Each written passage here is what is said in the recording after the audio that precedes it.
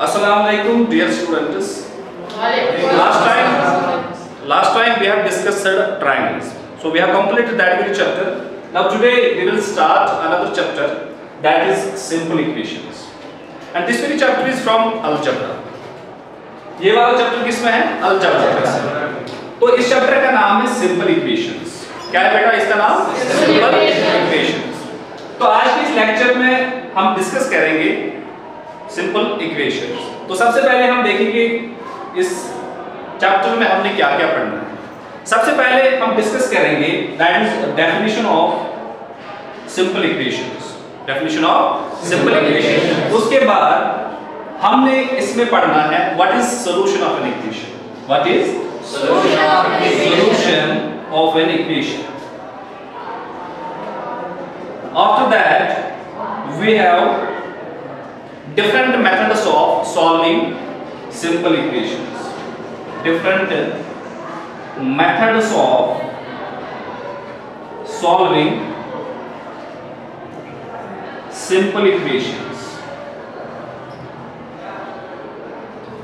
उसके बाद जो different methods हैं वो कौन कौन से हैं? That is transposition method, transposition method, that is inverse operation method. Inverse operation method का दूसरा नाम क्या है? क्या किसी को पता है? That is balancing method. Balancing method. And we have one more method, that is trial and error method. तो इस चैप्टर में हम वन बाय वन जो टॉपिक है, ये टॉपिक के हम वन बाय वन कवर करेंगे, राइट? ओके, सबसे पहले हम आते हैं डेफिनेशन ऑफ सिंपल इक्वेशंस में। Definition of simple equations. सबसे पहले हम इस पे पॉइंट आउट करेंगे what is equation. What is equation? इससे पहले बेटा आपने पढ़ा होगा अलजेब्रिक एक्सप्रेशन में वेरिएबल्स और कॉन्स्टेंट्स के बारे में। वेरिएबल्स एंड कॉन्स्टेंट्स के बारे में। वेरिएबल क्या होता है? वेरिएबल वो क्वांटिटी होती है जिसका वैल्यू क्या होता है? चेंज होता है। चेंज होता है। यूजुअली हम इनको इंग्लिश अल्फाबेट के लेटर से डिनोट करते हैं, जैसे x, y, z। ये अननोन वैल्यूज होते हैं।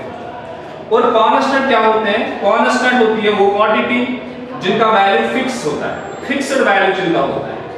और इनको हम यूजुअली डिनोट करते हैं न्यूमरल से, जैसे 1, 5, 7, right?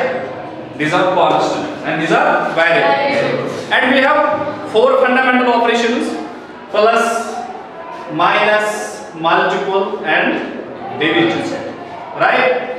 जब variables, constants और fundamental operations आपस में मिलते हैं वो बनाते हैं, क्या बनाते हैं बेटा? algebraic expression.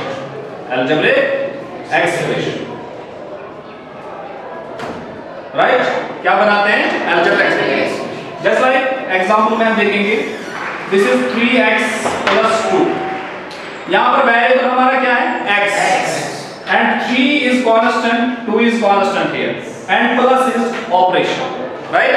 तो हम 3x + 2 को कहेंगे this is algebraic expression.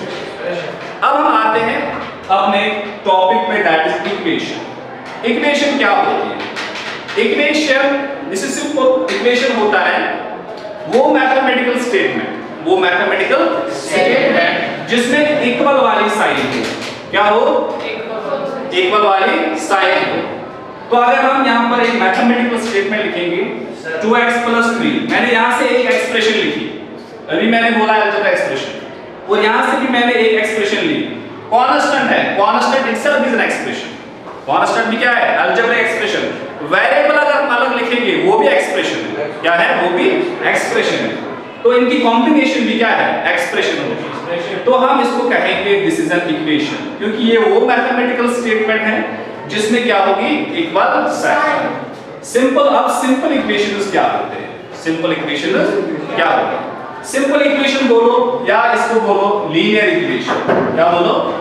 Linear equations. Linear equations in one variable बोलो। these are synonymous, right? See, linear equation one variable क्या होता है? वो इक्वेशन जिसकी डिग्री क्या होगी? 1 होगी, जिसकी डिग्री 1 होगी और जिसमें सिर्फ एक ही वेरिएबल हो, जिसमें सिर्फ एक ही वेरिएबल हो, उसी को हम सिंपल इक्वेशन भी बोलते हैं। क्या बोलते हैं? Simple equation. और इसकी जो जनरल फॉर्म है that is ax + b = c। ax + b = c। यहां पर क्या है? x हमारा वेरिएबल है, a b c are constant, और ये जो a है ये कोफिशिएंट है किसका? x का कोफिशिएंट, राइट बेटा? यहां तक समझ में आया? चलिए, तो इसको हम बोलते हैं सिंपल इक्वेशन। इसमें जो वेरिएबल है, वेरिएबल का जो पावर है वो 1 है और इस इक्वेशन में सिर्फ एक ही वेरिएबल का इस्तेमाल हुआ है। जैसे इस एग्जांपल में हम देखते हैं, यहां पर भी है 2 3 और 5 कांस्टेंट्स है क्योंकि इनका वैल्यू क्या है? फिक्स है। और x जो है, x क्या है? इसका वैल्यू क्या होता है? चेंज। इसका वैल्यू क्या होता है? चेंज। और x इसमें वेरिएबल है और वेरिएबल का हाईएस्ट पावर क्या है? 1। तब जाके हम इस तरीके की इक्वेशंस को बोलते हैं simple equation. Now we have solution of an equation. Solution of an equation. चलिए solution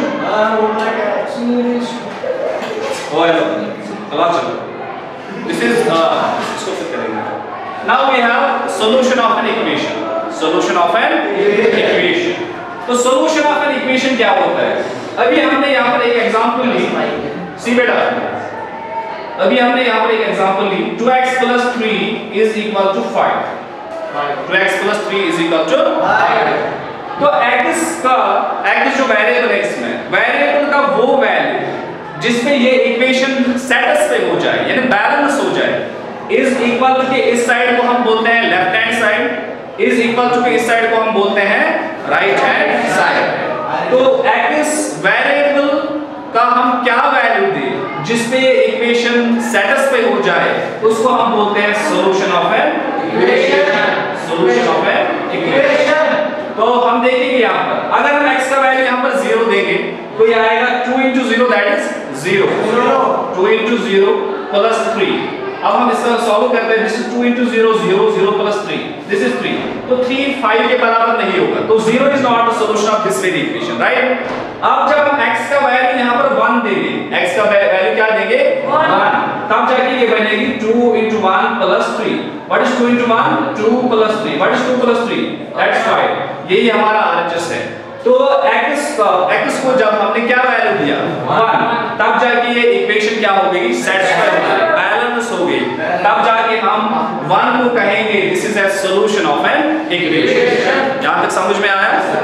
now we have different methods of solving simple equations.